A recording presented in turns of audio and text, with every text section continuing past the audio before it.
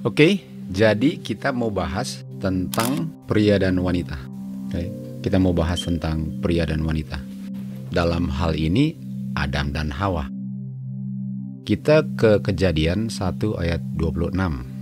Di sini dikatakan God berkata, "Mari kami membentuk atau menciptakan manusia sesuai dengan kami punya image, sesuai dengan kami punya rupa."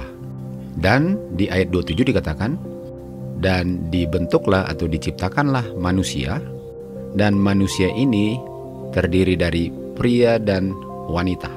Oke. Jadi di sini kita lihat pria dan wanitanya, di mana dua-dua itu diciptakan dan dua-duanya itu adalah manusia. Lalu sekarang kita ke Kejadian 5 ayat 1 dan 2. Di ayat 1 dikatakan, "Di hari God menciptakan manusia," yang kita tahu adalah pria dan wanita, "serupa dengan God diciptakanlah dia." Pria dan wanita, God ciptakan mereka dan mereka diberkati God. Mereka ini adalah pria dan wanita. Dan kita tahu nama pria adalah Adam, nama wanita adalah Hawa. Jadi Adam dan Hawa diciptakan oleh God, dan God memberkati Adam dan Hawa, dan God memanggil Adam dan Hawa Adam. Nah, ini kalau saya baca begini, dan kalau orang nggak lihat ayatnya, dia bisa bilang, "Oh, salah baca itu." Enggak, saya nggak salah baca. Karena dibilang pria dan wanita, Tuhan panggil mereka Adam. Artinya pria dipanggil Adam, wanita dipanggil Adam. Sementara kita tahu wanita namanya Hawa dan pria namanya Adam. Kenapa God memanggil Adam dan Hawa Adam? Dan kita tahu ayat ini nggak salah. Untuk menjawab itu ayat yang nampaknya nggak masuk akal, kita ke buku Yohanes 1. Oke? Kita ke buku Yohanes 1 ayat 1. Di sini dikatakan, "Pada awalnya adalah firman." Nah, kita harus tahu dulu siapa ini firman. Untuk cari tahu siapa ini firman, di ayat 14 dikatakan, "Firman itu menjadi manusia." Kita tahu firman menjadi manusia itu adalah anak Bapa. Jadi kalau dibilang firman, kita bilang anak. Okay? Jadi kita kembali ke Yohanes 1 ayat 1, "Pada awalnya adalah anak." Kita lanjut. Anak bersama-sama dengan God. Nah, ini God. Nah, kalau bersama-sama dengan God, artinya anak ini selain God, anak ini bukan God, karena anak ini sama-sama dengan God. Nah, mari kita cari tahu. God ini siapa? 1 Korintus 8 ayat 6 kan? Siapa ini God? 1 Korintus 8 ayat 6 dikatakan, ada satu God. Oke. Cuma satu God. Dan God itu adalah Bapa. Oke. Kita kembali ke Yohanes 1 ayat 1. Pada awalnya adalah anak bersama-sama dengan Bapa. Oke. Masuk akal kan? Artinya anak bukan Bapa dan Bapa bukan anak.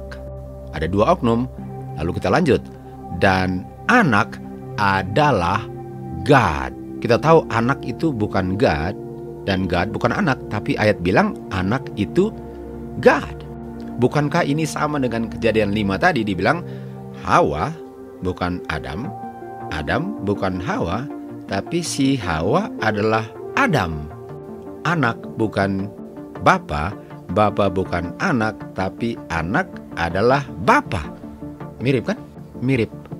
Jadi bagaimana kita bisa memecahkan sesuatu yang sepertinya nggak masuk akal ini?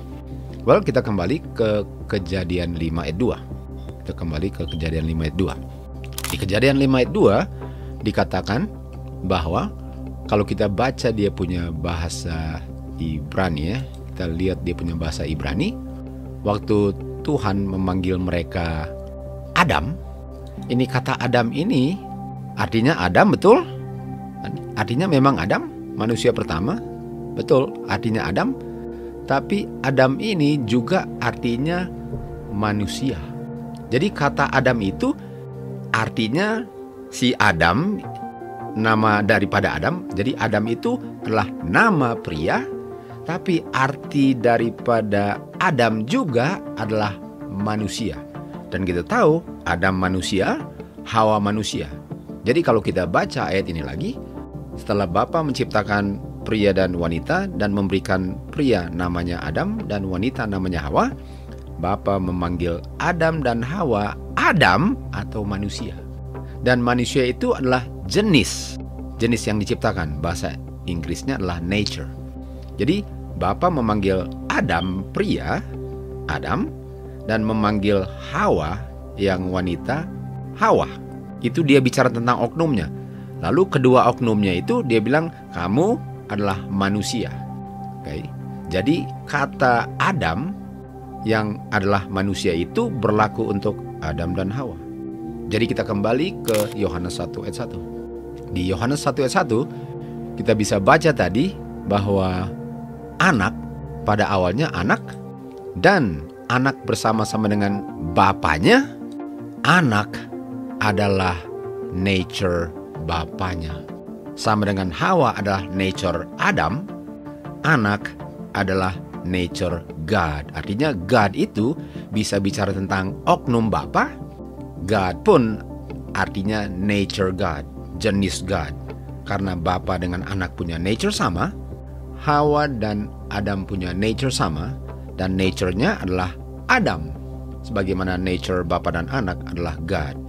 Jadi kalau kita baca lagi, pada awalnya ada anak bersama-sama dengan bapa, dan anak bapa nature-nya sama dengan nature God-nya, yaitu nature-nya God. Lalu kalau kita rubah ayat ini, kita isi Adam dan Hawa. Pada awalnya ada si Hawa bersama-sama dengan Adam, Hawa nature-nya Adam. Terjawablah pertanyaan yang tadi agak membingungkan. Adam bukan Hawa, Hawa bukan Adam. Bapa bukan anak, anak bukan bapa. Tetapi Hawa memiliki nature-nya Adam, manusia, dan Tuhan Yesus, anak, memiliki nature-nya God, sehingga dibilang anak adalah God, sebagaimana Hawa adalah Adam, dia punya nature.